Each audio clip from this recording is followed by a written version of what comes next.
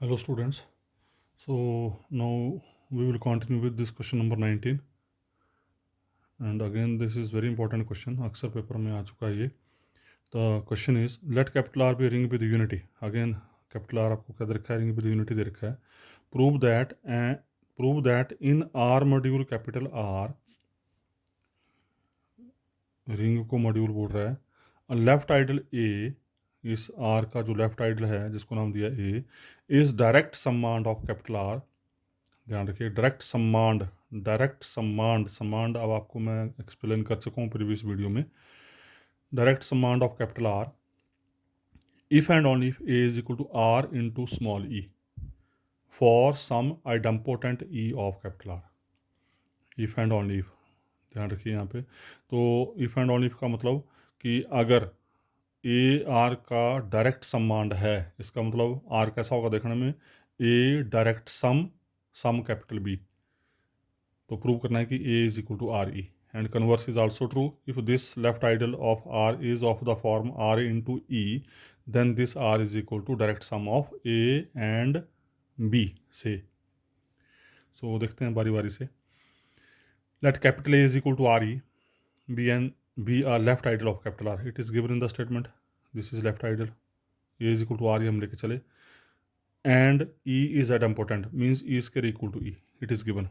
Then capital A is sub module of an R module capital R. Clear cut, पीछे prove कर चुके हैं आप. क्वेश्चन नंबर आई थिंक 4 होगा शायद, कि जो लेफ्ट आइडल होता है वो सब मॉड्यूल होता है by question number 10. It is proved in question number 10. Submodule is a left ideal as well as left ideal is a submodule. मैंने एक बी डिफाइन किया सेट, कैसा एलिमेंट लिया, R minus R E such that R belongs to capital R. ये आपको याद करना पड़ेगा. यहाँ बी सेट मैंने डिफाइन किया small R minus R E such that R belongs to capital R. अब चेक करते हैं पहले कि ये जो आपने सेट डिफाइन किया whether it is ideal or not, या it is submodule or not. क्योंकि सब मॉड्यूल बोल लो या लेफ्ट आइडल बोल लो एक ही बात है. यहाँ पर ए को हम लेफ्ट आइडल बोल रहे हैं, सब मॉड्यूल भी बोल रहे हैं. तो अब हमारा टारगेट है कि इस ए समांड के लिए आप ये जो बी ढूंढ रहे हैं सप्लीमेंट, क्या ये सब मॉड्यूल है या क्या ये लेफ्ट आइडल है. प्रूव करने का तरीका आपको पता ही है. अब जिसको सब मॉड्यूल प्रूव करना वहाँ दो एलिमेंट उठाओ, एक एलिमेंट रिंग का उठाया, ठीक है. तो एक्स कैसा होगा देखने में, R one minus R one e. B कैसा होगा देखने में, R two minus R two e. फिर R one and R two are coming from capital R. अब हमारा टारगेट क्या है, एक्स माइनस वाई को बी में भेजना. अब ये बातें पुरानी हो चुकी हैं, बार बार वही चीज़ें रिपीट हो रही हैं. अब एक्स माइनस वाई बी में जाएगा कब, जब एक्स माइनस वाई कुछ R minus R E type का होगा. तो लेके चल पड़े, एक्स की वैल्यू रखी, वाई की वैल्यू रखी. वैल्यू रखने के बाद R one minus R two इकट्ठा कर दिया और ई वाली टर्म इकट्ठी कर दी.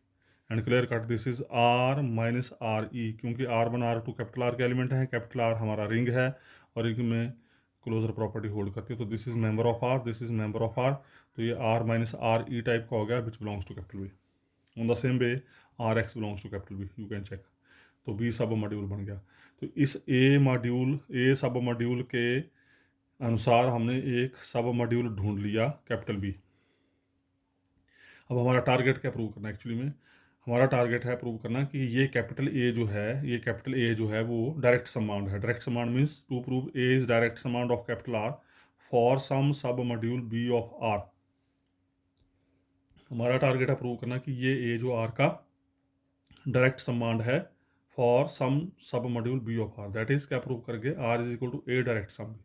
अब हमारा टारगेट है प्रूव करना कि आर जो वो ए डायरेक्ट सम बी के बराबर है. तो अब आपको पता है ये डायरेक्ट सम की प्रॉपर्टीज़. नंबर एक, इस कैपिटल आर के किसी भी एलिमेंट को ए और बी के एलिमेंट की जमा में लिख सकते हैं.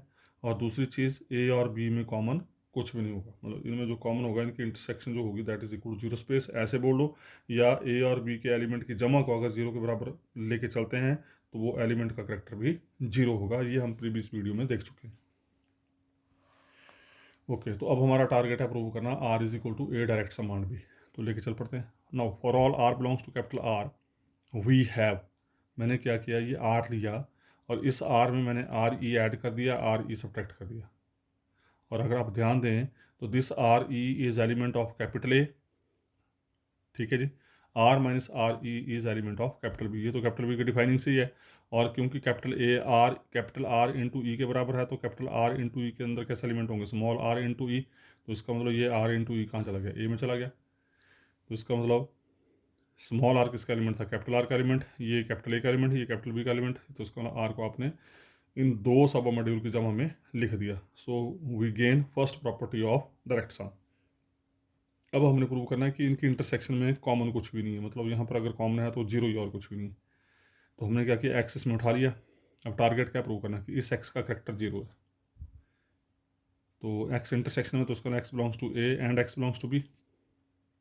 ए में कैसा एलिमेंट है, ए किसके बराबर है, ए आपका आर ई के बराबर है, ए हमारा आर ई के बराबर है, ठीक है जी। तो इसका मतलब इसमें ए में कैसा एलिमेंट हुआ, small R one into e, small R one into ई।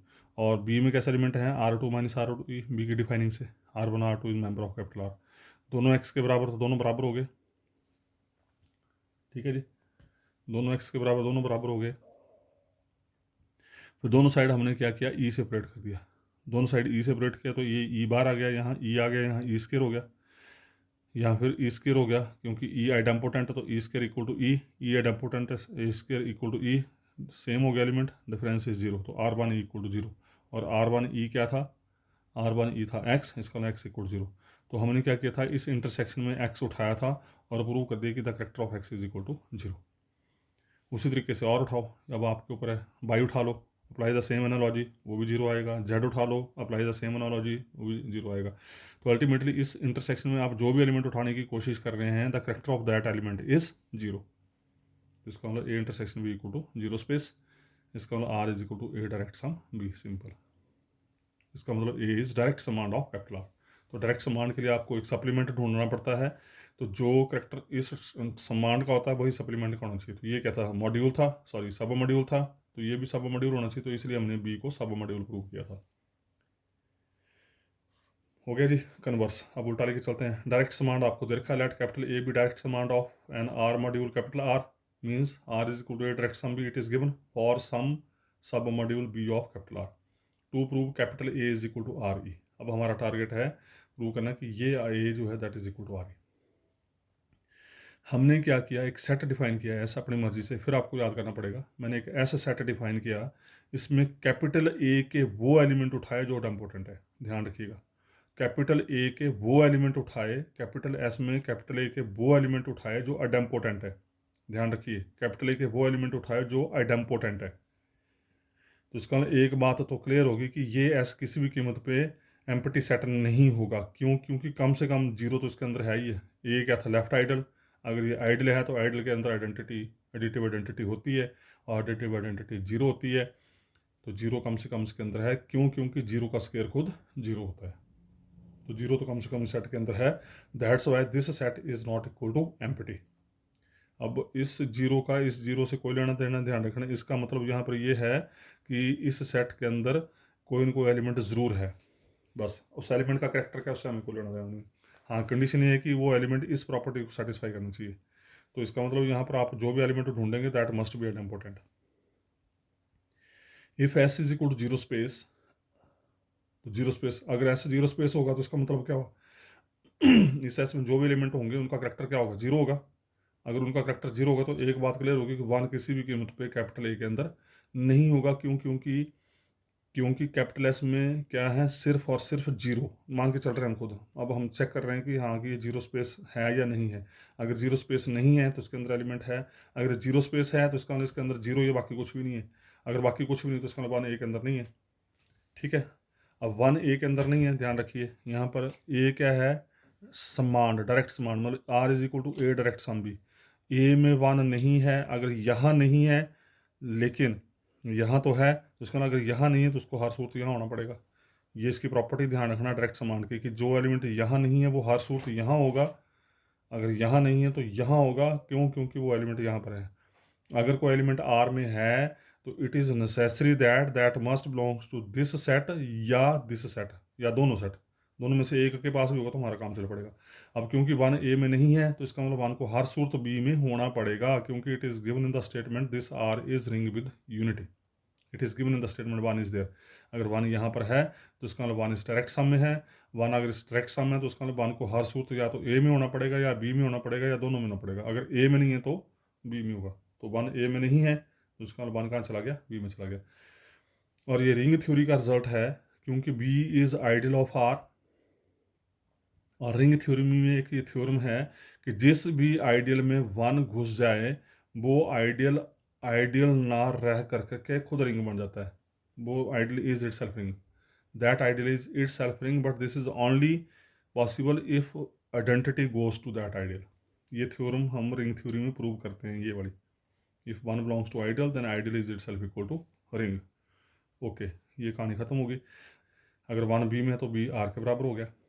नाउ फिर नए सिरे से चले हम। कैपिटल ए में क्या है, 0 है, 1 नहीं है ना यहाँ पे। कैपिटल ए में, एस में कैसा एलिमेंट है, 0 है, तो उसका ए 0 हो गया। 0 को we can write R into 0। हमारा एक्चुअली मेन मकसद क्या है, इस ए को प्रूव करना है, this A is equal to R into E, where E is idempotent.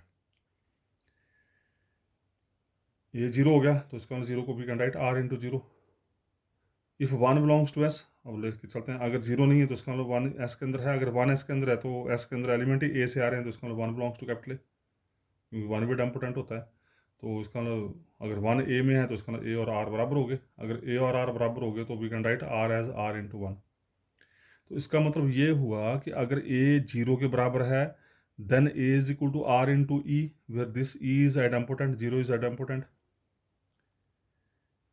If 1 belongs to A then A is equal to again R into E, E is 1 और 1 भी डम्पोटेंट होता है। तो अल्टीमेटली बोलने का मतलब ये हुआ कि if we take 0 and 1, only 2 elements 0 and 1, in that case A is equal to R e satisfied. A is equal to R e satisfied. अगर हम 0 और 1 लें तो A is equal to R e satisfy हो रहा। क्यों? क्योंकि ई is idempotent, तो 0 भी डम्पोटेंट होता है और 1 भी डम्पोटेंट होता है। अब हम बात कर रहे हैं कि अगर ये ई ना 0 है ना 1 है तो क्या होगा। इस ई की वैल्यू ना 0 है ना 1 है। अगर 0 डम्पोटेंट है 1 है, पर डम्पोटेंट तो होल्ड कर रहा है। लेकिन ई अगर 0 और 1 नहीं है, इसके अलावा और एलिमेंट है तो चेक करते हैं ज़रा। तो क्या ए आर ई के बराबर होगा कि नहीं होगा, देखते हैं ज़रा।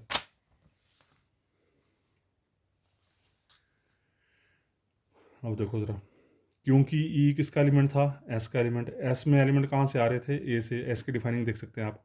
1 जो था वो ए में नहीं है, ध्यान रखिए। ए क्या है, आइडियल।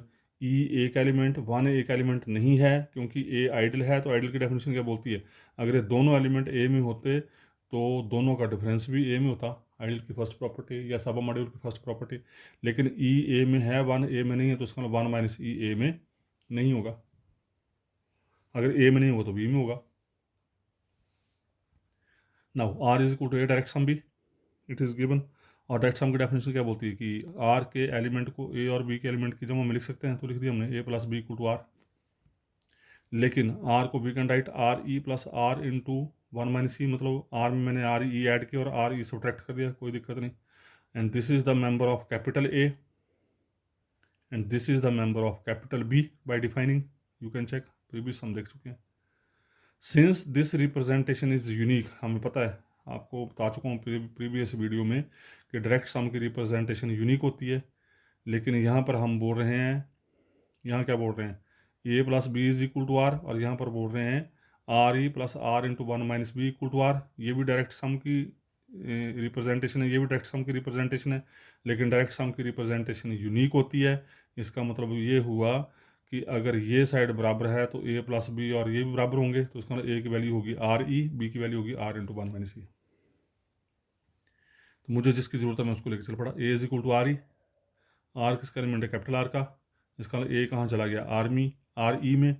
स्मॉल ए लिया कहाँ था हमने, कैपिटल ए में, कहाँ भेज दिया, कैपिटल आर ई में। तो इसका मतलब A subset of R e. Again A is left ideal of R, it is given. अगर ए लेफ्ट आइडल है तो ए के अंदर ई है ही है, e is element of A, e is element of A. क्योंकि ए लेफ्ट आइडल है तो लेफ्ट आइडल की प्रॉपर्टी क्या बोलती है कि एक एलिमेंट आइडल का उठाओ, एक एलिमेंट आर का उठाओ, तो दोनों की गुणा भी ए में होगी। इसका मतलब आर ई कहाँ चला गया, ए में चला गया। लेकिन आर ई किसका एलिमेंट है, कैपिटल आर इंटू ई। इसका मतलब कैपिटल आर इंटू क्या हो गया, ए का सबसेट हो गया। From both A subset of R e and R e subset of A, तो इसका A is equal to R e. और यही हमने प्रूव करना था। उसके बाद हमारे पास डेफिनेशन है, और उस डेफिनेशन को बजाय मैं इस कॉपी से करने के आपको मैं एक और हमारे पास यहाँ,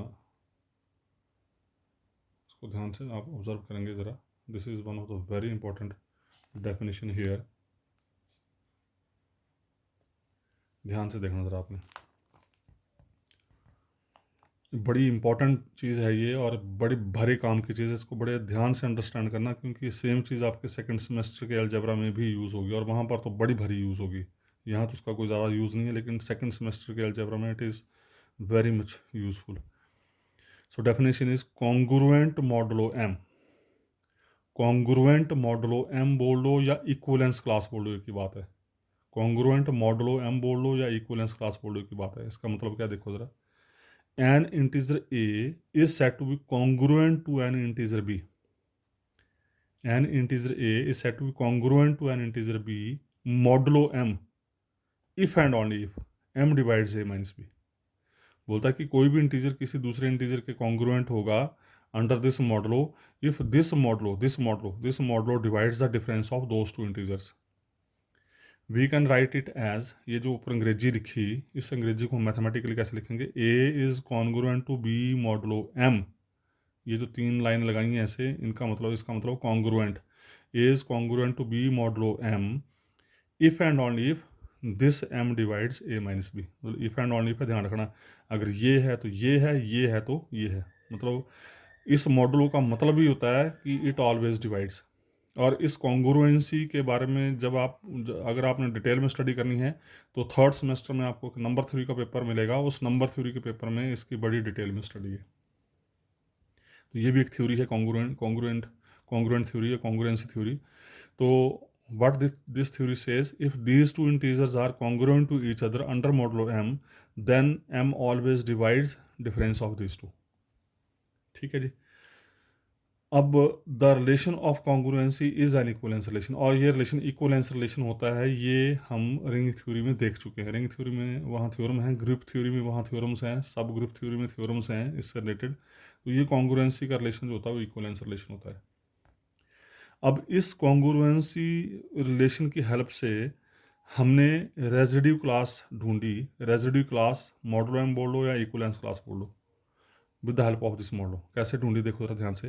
late capital I with the set of integers, capital I मैंने सेट ऑफ इंटीजर्स लिया, आप जेड भी लेके चल सकते हैं। Let capital Z with the set of integers, उसमें मैंने एक एलिमेंट उठाया स्मॉल ए, जेड से कोई इंटीजर उठाया। वी डिनोट रेजिड्यू क्लास बोल लो या इक्वलेंस क्लास बोल लो, मैं फिर रिपीट कर, रेजिड्यू क्लास वर्ड यूज़ कर लो या इक्वलेंस क्लास बोल लो, of an element A by A bar. जो भी रेजिड्यू क्लास होगी एलिमेंट की, किसी भी एलिमेंट की, किसी भी इंटीजर की रेजिड्यू क्लास बोल लो या इक्वलेंस क्लास होगा, उसको हम लिखेंगे ए बार से या क्लोज ब्रैकेट में। फिलहाल तो ये नोटेशन है, आगे जाके नोटेशन चेंज हो जाएगी। Residue class of A means, अब इसका मतलब बता रहा है ये, what is the meaning of residue class of A. Residue class of A means set of all those integers which are congruent to A modulo M। अब इस A की जो इक्वलेंस क्लास है उसका मतलब क्या बता रहा है, उसका मतलब क्या है, उसका बोलने का मतलब इक्वलेंस क्लास को कैसे लिख रहे हैं हम, क्लोज ब्रैकेट A में या A बार में। इस क्लास में, इस इंटीजर की क्लास में, इस इंटीजर की इक्वलेंस क्लास में वो इंटीजर्स होंगे, इसमें होंगे इंटीजर ही, इस इंटीजर की इक्वलेंस क्लास में भी इंटीजर होंगे, पर कौन सा इंटीजर होंगे, वो इंटीजर होंगे जो इस नंबर के कॉन्ग्रुएंट होंगे अंडर मॉडुलो एम। वो तमाम इंटीजर्स जो इस नंबर के कॉन्ग्रुएंट होंगे अंडर मॉडुलो एम, वो इंटीजर्स जाएंगे इस क्लास के अंदर। कॉन्ग्रुएंसी का मतलब X is congruent to A modulo M, इसका मतलब this M divides X minus A, this M divides X minus A, मतलब वो इंटीजर्स जाएंगे इस क्लास में जो इस ए के कॉन्ग्रुएंट होंगे, means M divides X minus से।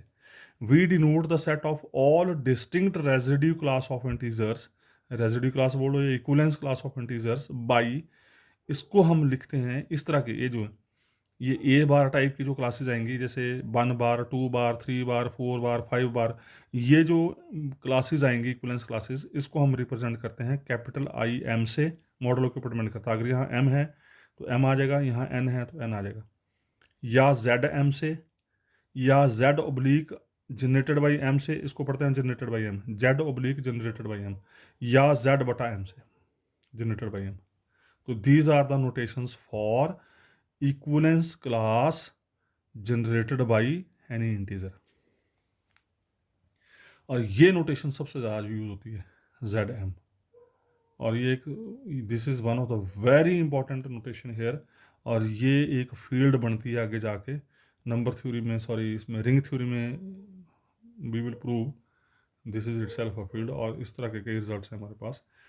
And this set will consist of M distinct elements. और ये जो सेट है, ये जो जेड एम जिसकी बात कर रहा हूँ, इसके अंदर इतने एलिमेंट होंगे, इतने जो मॉडल होगा उतने उसके अंदर एलिमेंट होंगे, इट इज कन्फर्म्ड, उतने एलिमेंट होंगे। ठीक है जी, इसके अंदर इस जेड एम के अंदर कितने एलिमेंट होंगे, इतने एम एलिमेंट होंगे एक चीज, और सारे सारे डिस्टिंक्ट होंगे वो, मतलब कैसे एलिमेंट होंगे। And this set will consist of M distinct elements as zero bar, zero bar, bar से नोटेशन दे रहे थे ना, 1 bar, 2 bar, 3 bar, so on up to M minus 1 bar. Zero से स्टार्ट होंगे हमेशा, स्टार्ट जीरो से होंगे हमेशा, और एम माइनस 1 तक जाएंगे। और ये जो जेड एम है, इस जेड एम को बोलते हैं family of equivalence classes of integers. For example, अब मैं एग्जांपल देकर एक्सप्लेन करता हूँ उसको जरा, what is the meaning of this Z M. पहली बात, this is the class of equivalence, this is the set of equivalence classes. दूसरा, वो इक्विवेलेंस क्लासेस होंगी कितनी, जितने इसके पैर में सुफिक्स हो। तीसरी, वो स्टार्ट कहाँ से होंगी, जीरो बार से स्टार्ट होंगी। चौथा, वो खत्म कहाँ होंगी, उससे एक कम। ठीक है जी। जैसे जेड फोर का मतलब इसमें टोटल नंबर ऑफ क्लासेस कितनी होंगी, 4 होंगी। कहाँ से स्टार्ट होंगी, जीरो बार से लेकर 3 बार तक। अब जो सबसे इंपॉर्टेंट बात है कि ये 4 ही क्यों होंगी, बाकी क्यों नहीं आएंगी, इसमें 4 बार, 5 बार, 6 बार क्यों नहीं आएगा। आप लीजिए, कोई दिक्कत नहीं है, आप 4 बार लीजिए। अगर आप इसके अंदर 4 बार लाने की कोशिश करेंगे तो वो 4 बार वापस 0 बार बन जाता है। 5 बार लेंगे तो वापस 1 बार बन जाता है। 6 बार लेंगे तो वापस 2 बार बन जाता है। 7 बार लेंगे तो वापस 3 बार बन जाता है। कैसे बनता है मैं बताऊंगा आपको आगे। आगे 8 बार लेंगे तो 8 बार फिर वापस 0 बार बन जाएगा। बोल अल्टीमेटली बोलने का मतलब 3 बार के आगे के नंबर अगर आप उठाने की कोशिश करेंगे तो वो नंबर जो है वो इन्हीं में से कोई एक होगा, यही बनेंगे रिपीट होके। मतलब इन 4 के अलावा और कोई मेंबर नहीं होगा। अगर Z3 लेते हैं तो Z3 में 0 बार, 1 बार, 2 बार ही होंगे। Z5 लेते हैं तो Z5 में 0 बार, 1 बार, 2 बार, 3 बार, 4 बार तक ही जाएंगे। अगले लेने की कोशिश करेंगे तो वापस फिर पीछे बन जाते हैं। कैसे बनते हैं देखो जरा, मैं उसको एक्सप्लेन कर रहा हूँ आगे जरा। देखिए जरा यहाँ पे ध्यान से एक्सप्लेनेशन देखने आपने। जीरो बार देखो जरा, पहले इसकी डिफाइनिंग क्या दी थी हमने, अभी क्या बोला हमने।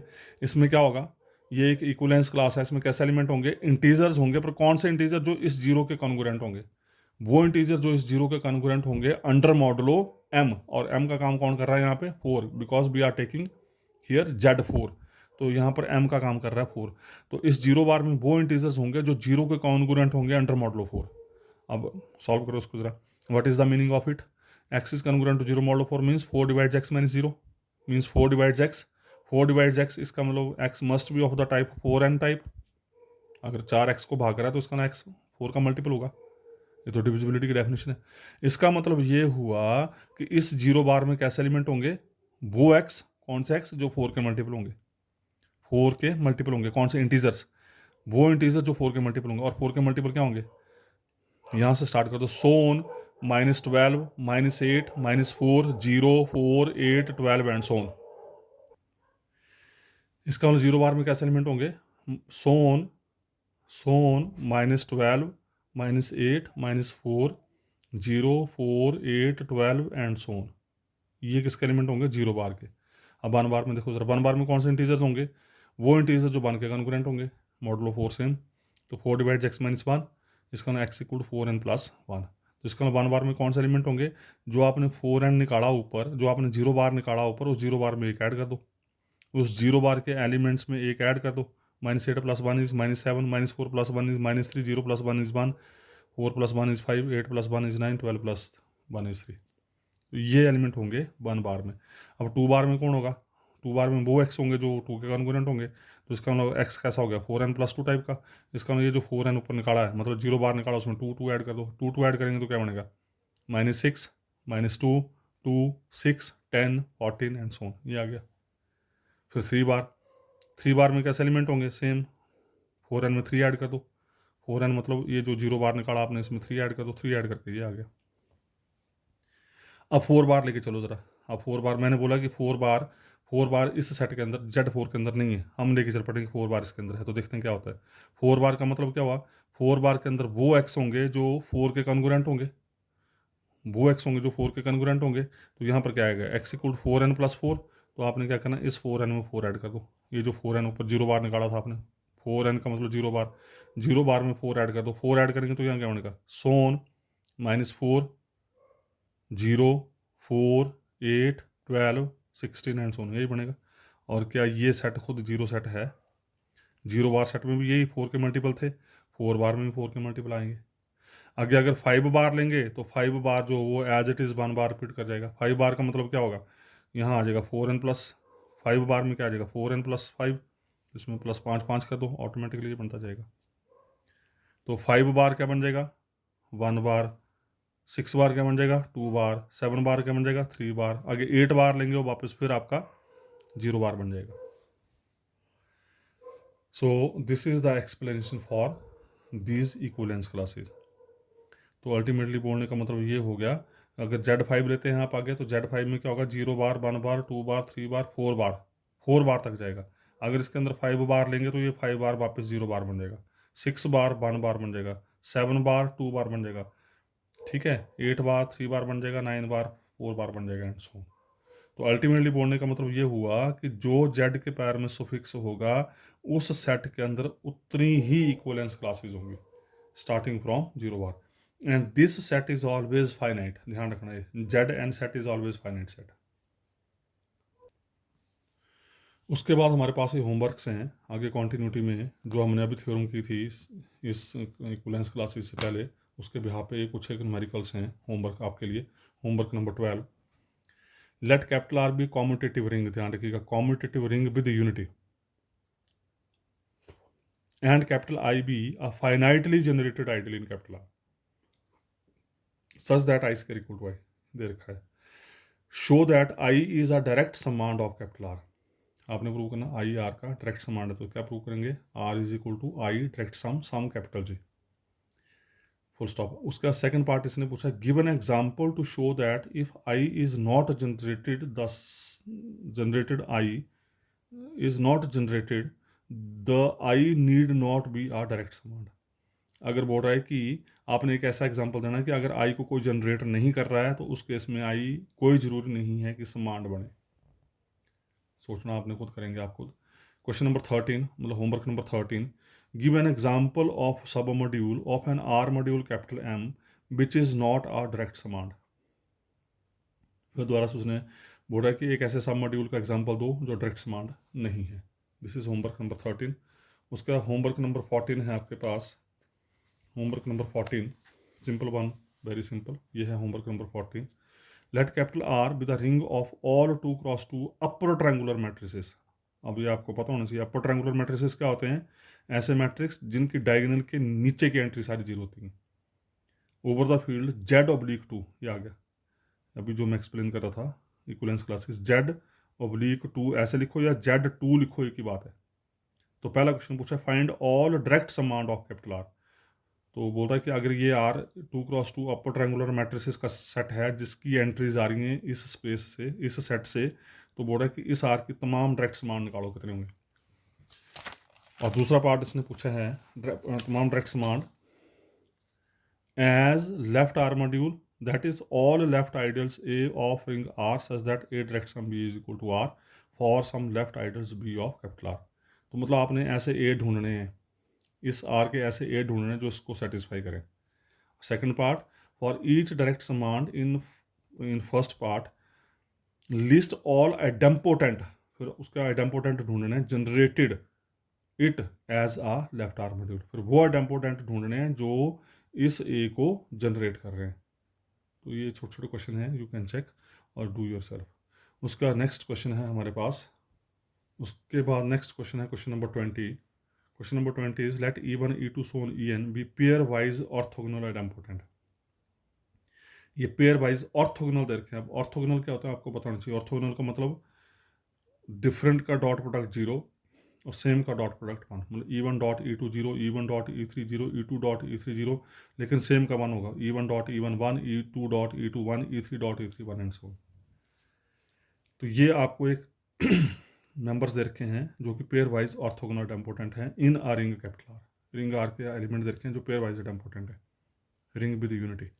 प्रूव दैट नंबर 1, पहला पार्ट उसने पूछा है I equal to 1 to n capital R small E I summation form में आपने प्रूव करना है कि ये जो सम है, ये जो फाइनाइट सम है, this is a direct sum of left ideals.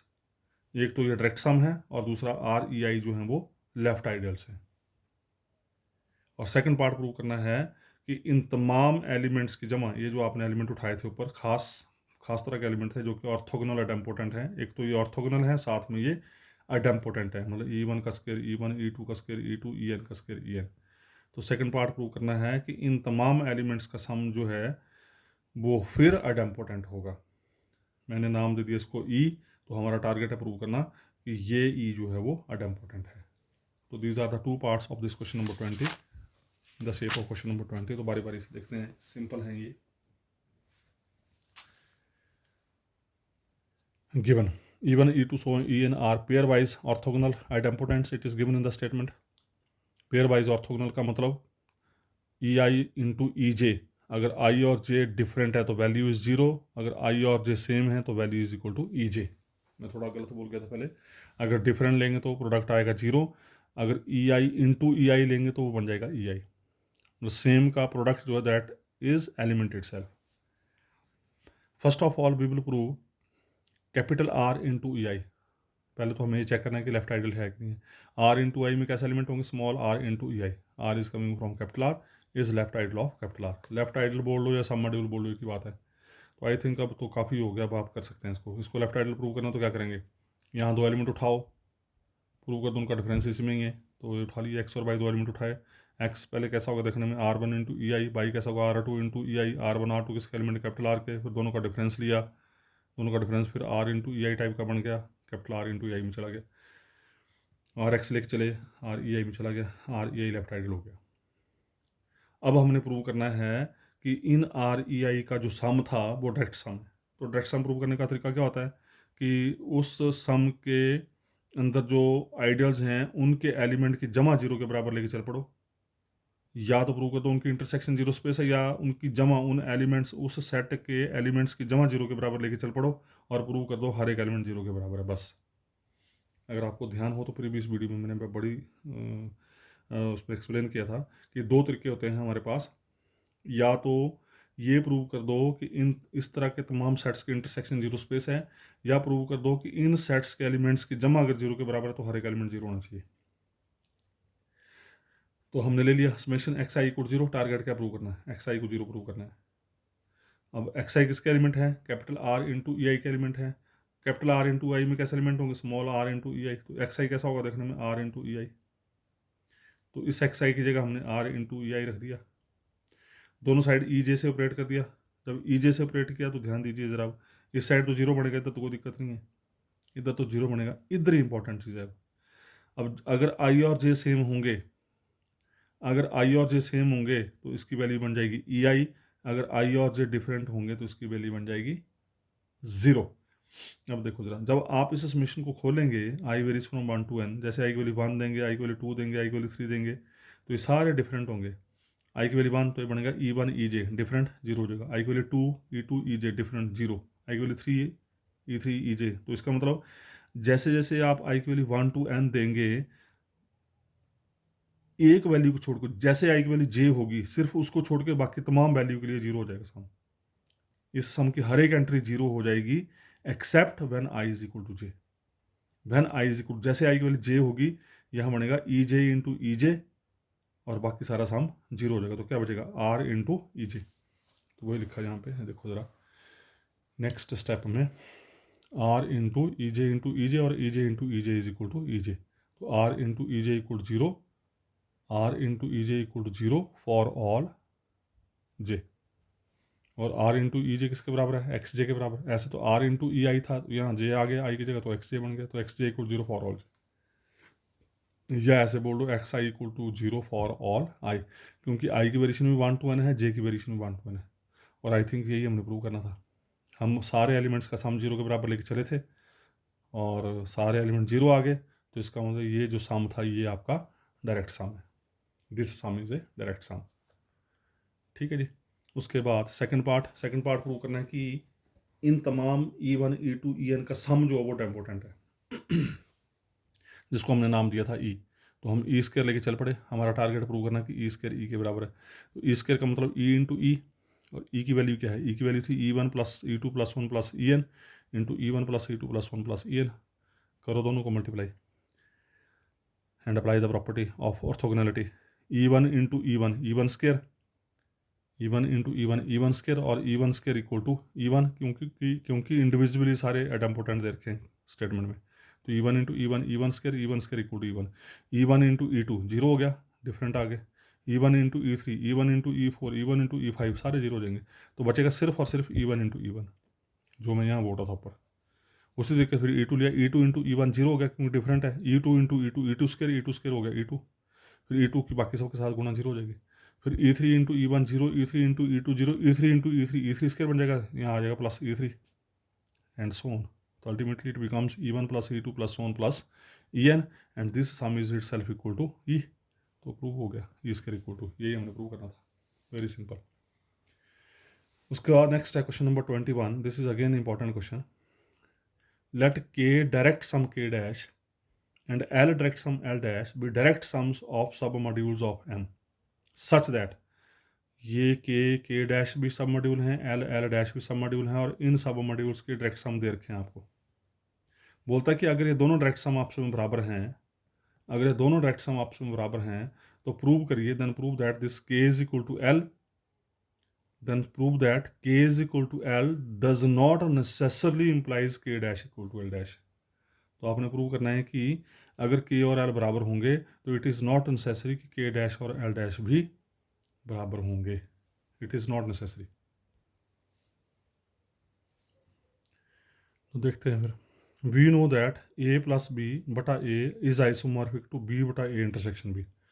अभी तो आपको नहीं पता लगेगा, but this is the theorem and this is the theorem in the shape of homework number 27 and prove it here. Homework number 27 आएगा आगे जाके, वहाँ मैं एक्सप्लेन करूँगा आपको। तो this is a standard result जो आगे कम से कम 4 या 5 बार फिर यूज़ होगा। A प्लस बी बटा A आइसोमॉर्फिक टू B बटा A इंटरसेक्शन भी, याद कर लो इस रिजल्ट को, और अगर ये क्वेश्चन आता है तो you have to prove this question. फिर क्या किया मैंने, A को कैपिटल K से रिप्लेस कर दिया, B को कैपिटल K डैश से रिप्लेस कर दिया। A को कैपिटल K से रिप्लेस कर दिया, B को कैपिटल K डैश से रिप्लेस कर दिया। कर दो रिप्लेस यहाँ पे, तो यहाँ क्या बन जाएगा, K प्लस K डैश और K प्लस K डैश, क्योंकि K direct sum K dash किसके बराबर है, M के बराबर है। L direct sum L dash किसके बराबर है, M के बराबर है। तो इसका मतलब M is equal to K plus K dash as well as M equal to L plus L dash. वही लिखा है मैंने, M is equal to K plus K dash, M is equal to L plus L dash. तो यहाँ बनेगा K plus K dash which is equal to capital M बटे A की value put कर दी K, आइसोमॉर्फिक टू B की value आ गई K डैश, A और B आ गया K इंटरसेक्शन K डैश। उसी तरीके से फिर A की वैल्यू L पुट कर दी, B की वैल्यू L डैश पुट की, तो अगला एक्सप्रेशन बन गया सेम ऑन द सेम वे। ये भी M बटा K के आइसोमॉर्फिक, ये भी M बटा K के आइसोमॉर्फिक, या ऐसे कर लेते हैं, या ऐसे कर लेते हैं, K intersection K dash zero space होता है, K intersection K dash zero space, तो इसकी कहानी खत्म होगी। तो बचा गया M बटा K is isomorphic to K dash, और यहाँ पर ये जीरो स्पेस हो गए तो M बटा K is isomorphic to L dash.